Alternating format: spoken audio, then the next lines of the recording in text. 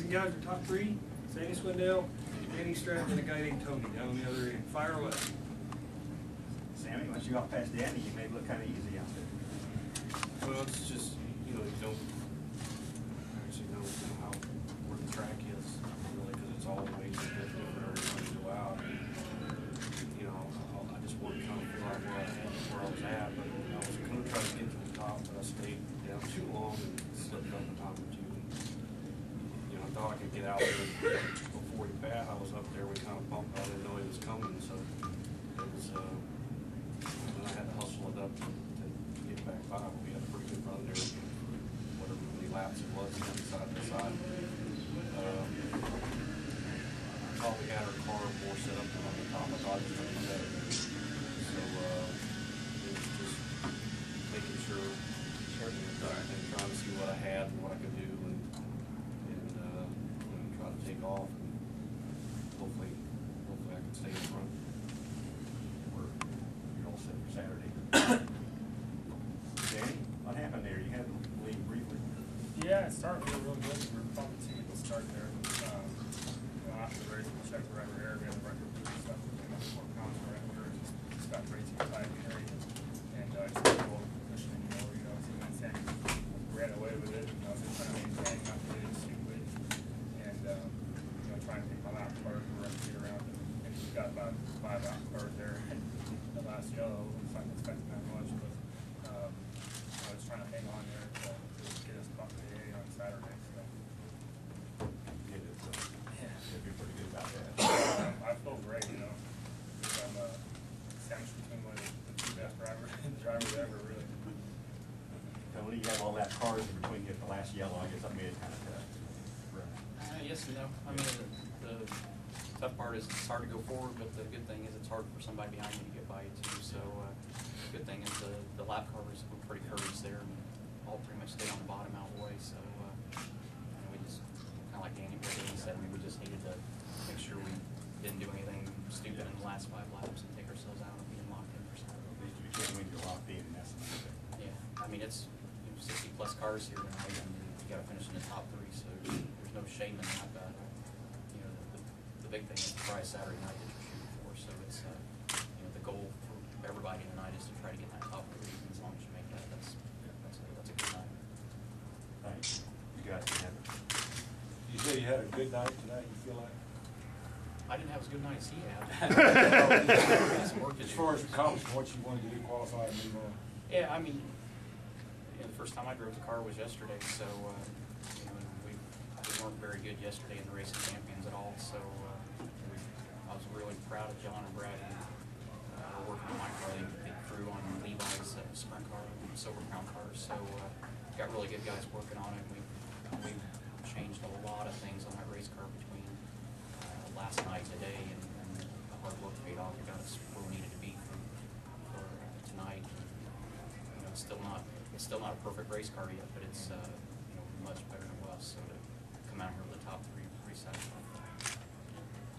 Tony, I had the opportunity to see you outside the racetrack, and I commented to some friends of mine, it's the most relaxed I'd ever seen you. Do you carry that same feeling now into this race? In other words, with what you've accomplished this year, is this fun? Or is it different than your normal everyday work? Yeah, the only thing that's not fun about it is the fact that I got to go to the airport now and go to Daytona and be bored out of my mind for the next 2 days. I would much rather be here and watching what's going on and be a part of the rest of this week. But it's it was a great end of the year of 2011, and it just seems like we just had a lot of fun, and even on nights like tonight when it's not perfect, we're still having a good time. And this race is always one that you enjoy because you get to see so many of your buddies from different parts of the country. And you see them all year long, but you never see all of them in one place. So it's just a fun week. It's an awesome event. There's a lot of bragging rights. I mean, this is a big deal. I mean,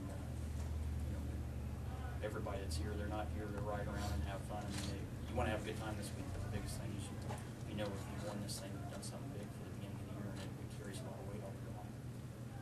Sammy, you've been good everywhere, obviously, for a long, long time, but you've been exceptional here from the beginning. What is it about this particular race or track that seems to suit you so well? Well, I think here the driver can influence experience the car a lot. As far as, when I started running, like West Memphis and stuff, it was, how you change a little bit with the car, the steering, the brake, the throttle, just anything, and make the car react and get it to do things. So,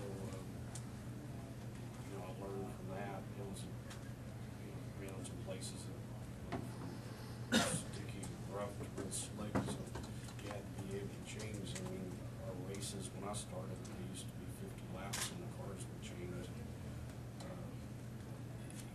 But just how you drove the car, where you picked up the throttle, where you rolled out, or you could be more violent or easy, and just being able to adapt. I mean, I see a lot of guys that just drive a certain way, and then that you have to make the car fit it.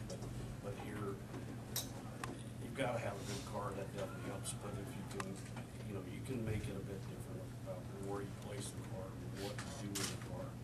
So it's like anything else, but it's maybe some. For me, it's been easy. So it's hard for me to explain, well, this is what you do, but it's like it just maybe makes me We'd like to spend a little more time explaining. I don't get to talk about it. When people don't talk.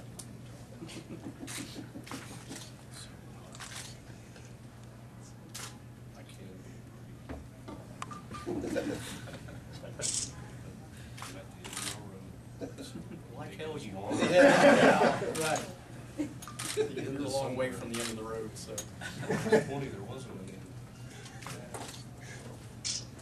Danny, you've had, as I said to you, Trackside had one of the more spectacular drives here, coming through the Alphabet Soup.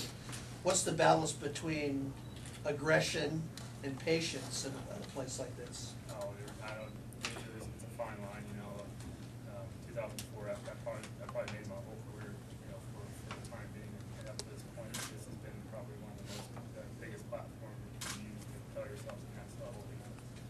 That's how big this race is, and then I wasn't expecting it, but now, I've been, every year, I think I mature a little bit more, and like Sammy said, that car placement's a big deal, and how you run everything, just, everybody comes in here and gets really excited. It's more, just calm yourself down and just, you build momentum, you gotta roll with it. You can't let anybody, every spot's worth a lot. So, I just think that, finish the second, I have a different outlook, and I can kind of plan for that and go forward. Picture time.